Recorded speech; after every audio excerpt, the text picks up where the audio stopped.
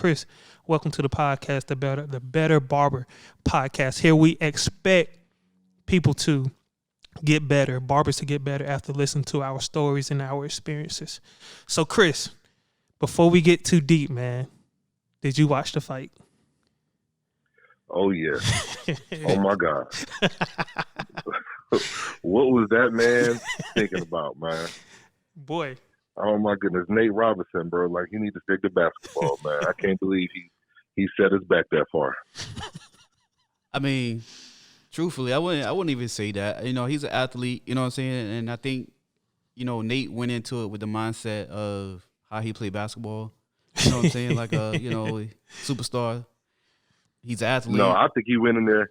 With the mindset, I'm about to go beat this white boy up. He learned a lesson today Right. that all white boys ain't meant to be played with. Right. You know? Right, because he was calling on from, what is it, Calabash or whatever he's from? Calabasas. So the thing was, like, you know, they're saying that he was training for 6 days a week, you know what I'm saying? And nobody taught you defense. But I mean, like, as a black man, that, you know, you still supposed to know to put your hands up. He can't charge a man and don't have your hands up. You know. But now I'm gonna give Nate some credit though, because I mean, me personally, right now at the shape I'm in, I wouldn't hop in nobody's ring because I know better. But I mean, it's a different level of anxiety that comes to you when you, first of all, you on television. You know what I mean? Pay-per-view. Yes, sir. Millions of people are watching. Yes, you sir. Talk junk, so now you got to put your name on it. Like you gotta stand on it now. Right. You know what I'm saying? And then you've never been in that type of fight, yo. Like that adrenaline's running. Yo, I remember playing football, bro, and I remember like the first 2 minutes of the game I couldn't breathe just because my anxiety was going. And after that first hit, you settle down and you're able to play.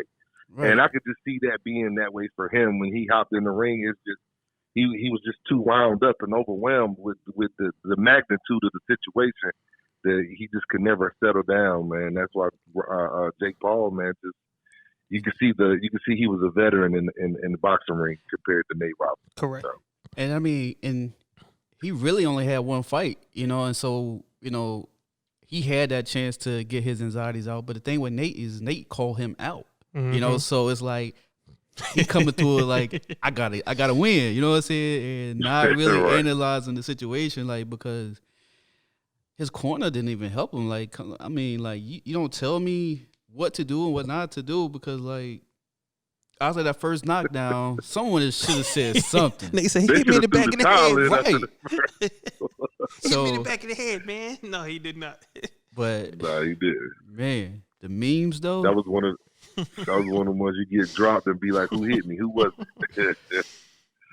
You know who it was. It was a hard thing, man. And I told, I'm not a super boxing fan, but I've seen Jake Paul put that work in for about 3-4 years now.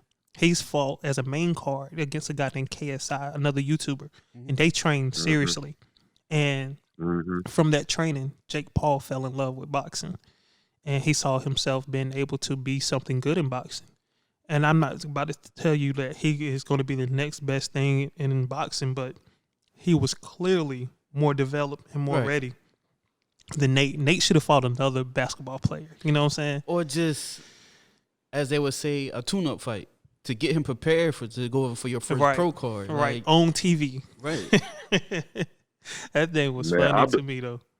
I believe we got brackets. That's what happens when you jump out your lane into somebody else's lane, thinking what they do is easy. That's what happens. Right. You know what I'm saying? You get knocked out. Just like when our clients think they can cut hair just like we can because we went up $5 and then they got to come back and get that hairline fixed. Right. You know what I'm saying? Stay in your lane. Those my job is not easy. I just make it look easy. You know what I'm saying? Right. So that's just how it goes sometimes. For us, too, man, it's like getting out of barber school and going to the shop the first day. Right. Oh, my gosh. Nerve-wracking. And don't be in the front chair either. Oh, my goodness. Nerve-wracking. And you cut somebody's ear. Sweat will drop all the way down to your crack, boy. I'm telling you, I remember one of my barber students, man, got fresh out of school, man, was hype, excited, you know, been cutting hair, and one of his sayings was, if you find the line in there, I'll kill you because his fade was so tight, right? Right. His first day at the barbershop, I threw him a client, man, and I threw up. He was so nervous. I was like, "Come on, man, calm down. It's okay, Right. man. Just go hook him up. We ain't gonna let him walk out messed up." But that's just a good thing. And the pressure when the lights is on for real, you can train and you can do all the different things you want to do, man. But when it's showtime, Right. it takes a special person to show up, man. When the lights come on, Right. That's a saying that like Tyson used to say, everybody have a plan till they get hit. Mm-hmm. And that's the thing. Like, we all have that desire to do something until we're put in the limelight, so.